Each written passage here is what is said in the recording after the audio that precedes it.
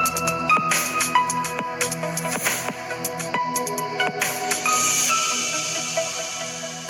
Friends, എല്ലാവർക്കും മറ്റൊരു പുതിയ വീഡിയോയിലേക്ക് സ്വാഗതം. It's me Akhil Satheesh and welcome to Akhil Satheesh world. അപ്പോൾ മക്കളെ, തീർച്ചയായിട്ടും നിങ്ങൾ ഒരു കാര്യം മനസ്സിലാക്കുക. നിങ്ങളുടെ +2 കഴിഞ്ഞിട്ട് കോളേജുകളിലേക്ക് പ്രവേശനം നേടിയവരാണ് എങ്കിൽ ഇമ്പോർട്ടൻ്റ് ആയിട്ട് നിങ്ങൾ പാലിക്കേണ്ട ചില കാര്യങ്ങളുണ്ട്.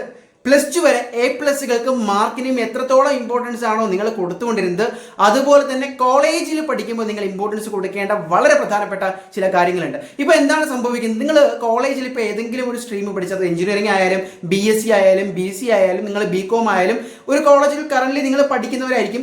കാലിക്കറ്റ് യൂണിവേഴ്സിറ്റി, കേരള യൂണിവേഴ്സിറ്റി ഒക്കെ പഠിക്കുന്നവരാണ് എങ്കിൽ ജസ്റ്റ് ഒന്ന് കമന്റ് ചെയ്യുക. നിങ്ങളുടെ ക്ലാസ്സുകൾ ഓൾറെഡി തുടങ്ങിയിട്ടുണ്ട്. ഇനി KT ഉൾപ്പെടെയുള്ള എഞ്ചിനീയറിംഗ് ആണ് എങ്കിൽ ഓറിയന്റേഷൻ ഉൾപ്പെടെ വളരെ ഇനിഷ്യൽ സ്റ്റേജിലായിരിക്കും.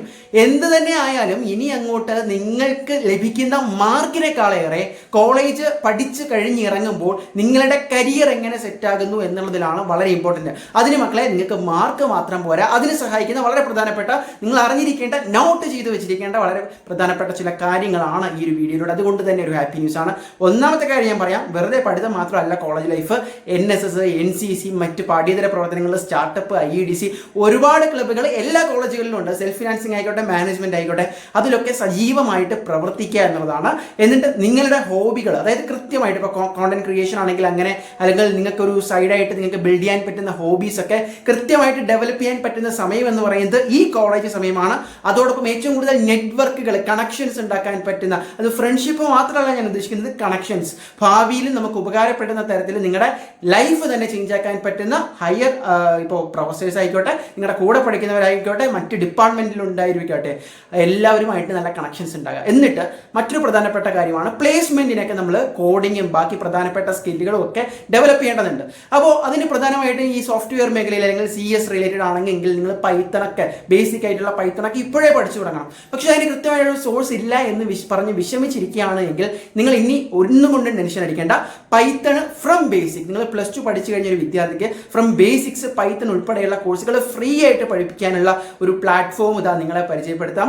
അതിൻ്റെ ലിങ്ക് ഞാൻ എന്തായാലും ബയോയിലും, അതായത് നമ്മുടെ ഡിസ്ക്രിപ്ഷനിലും, അതല്ലെങ്കിൽ നമ്മുടെ കമൻസിൽ പിൻ ചെയ്ത് വെച്ചിട്ടുണ്ടാകും. കോളേജ് ദോസ്തേ വഴി, നിങ്ങളുടെ വാട്സാപ്പ് വഴി തന്നെ നിങ്ങൾക്ക് അതിൻ്റെ കൂടുതൽ ഡീറ്റെയിൽസ് കിട്ടും. എന്തായാലും ജസ്റ്റ് ഒന്ന് ചെക്കൗട്ട് ചെയ്യാം. അപ്പോൾ 30ലധികം ഫ്രീ കോഴ്സുകളും അവർ പ്രൊവൈഡ് ചെയ്യുന്നുണ്ട്. ബേസിക്സ് ഓഫ് പൈത്തൺ നിങ്ങൾക്ക് ഫ്രീ ആയിട്ട് ലേൺ ചെയ്യാം. അപ്പോൾ ഞാൻ ഈ പറഞ്ഞു വന്നത്, പൈത്തനെ പോലെ തന്നെ നിങ്ങളുടെ കോഡിംഗ് ആണ് ഇൻട്രസ്റ്റ് എങ്കിൽ ബേസിക് ആയിട്ടുള്ള ലാംഗ്വേജുകൾ പഠിക്കാം. ഒരുപാട് പ്ലാറ്റ്ഫോമുകൾ ഇത്തരത്തിലുണ്ട്. അത്തരത്തിലുള്ള സ്കില്ലുകളും ബേസിക് ആയിട്ടുള്ള ഈ പറയുന്ന ഇൻഫർമേഷൻസും സെറ്റാക്കി വെക്കുക എന്നുള്ളതാണ്. മറ്റൊരു പ്രധാനപ്പെട്ട കാര്യം, ഈ പറയുന്ന പ്ലേസ്മെന്റ് റിലേറ്റഡ് ആണ് എങ്കിൽ കമ്മ്യൂണിക്കേഷൻ സ്കില്ല് ഇംപ്രൂവ് ചെയ്യുക എന്നുള്ളതാണ്. നമ്മുടെ പുതിയ ഗവൺമെന്റ് തന്നെ ഉന്നത വിദ്യാഭ്യാസ വകുപ്പിൽ വളരെ പ്രധാനപ്പെട്ട ചില മാറ്റങ്ങൾ വരുത്തുന്നുണ്ട്. അതായത് നിങ്ങളുടെ ജൂനിയേഴ്സ് ആയിട്ട് വരാൻ പോകുന്ന വിദ്യാർത്ഥികൾ, ഇപ്പോൾ കോളേജിൽ ഫസ്റ്റ് ഇയറോ സെക്കൻഡ് ഇയറോ തേർഡ് ഇയറോ ഒക്കെ പഠിക്കുന്ന കുട്ടികളൊന്നും മനസ്സിലാക്കുക, അടുത്ത വർഷം മുതൽ +2 ഇല്ലാതെയും ഡിഗ്രി പ്രവേശനം സാധ്യമാണ്.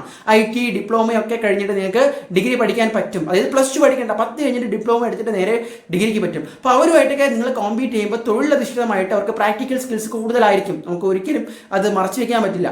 അങ്ങനെയുള്ളവരോട് കൂടി ചെയ്യുമ്പോൾ നിങ്ങൾക്ക് പ്രാക്ടിക്കൽ ഹാൻഡ് ഓൺ സ്കിൽസ് വേണം. അതിന് ഇന്റേൺഷിപ്സ് കൃത്യമായിട്ട് നിങ്ങൾക്ക് വിനിയോഗിക്കാൻ പറ്റണം, കണ്ടെത്താൻ പറ്റണം, ചെയ്യാൻ പറ്റണം. അതുപോലെ തന്നെ നിങ്ങളുടെ റെസ്യൂമെയും CVയും ബൂസ്റ്റ് ചെയ്യാൻ പറ്റുന്ന തരത്തിലുള്ള പ്രവർത്തനങ്ങൾ, പ്രോജക്ട്സ്, മറ്റ് കാര്യങ്ങൾ നിങ്ങളുടെ പഠനത്തോടൊപ്പം നിങ്ങൾക്ക് ചെയ്യാൻ പറ്റണം. ഇനി കൃത്യമായിട്ടുള്ള സെമസ്റ്റർ പ്ലാനിങ്ങുകളാണ്. അതായത് അറ്റൻഡൻസ് ഉൾപ്പെടെ നിങ്ങൾ പ്ലാൻ ചെയ്തിട്ടില്ല എങ്കിൽ പിന്നീട് സപ്ലൈയും അടിച്ച് ഡൊണേഷനും അടച്ച് അറ്റൻഡൻസ് ഇല്ലാതെ പരീക്ഷ എഴുതാനും പറ്റാതെ പണി കിട്ടുന്ന ഒരു അവസ്ഥ വരും. അത് ഇപ്പോഴേ ചെയ്യരുത്.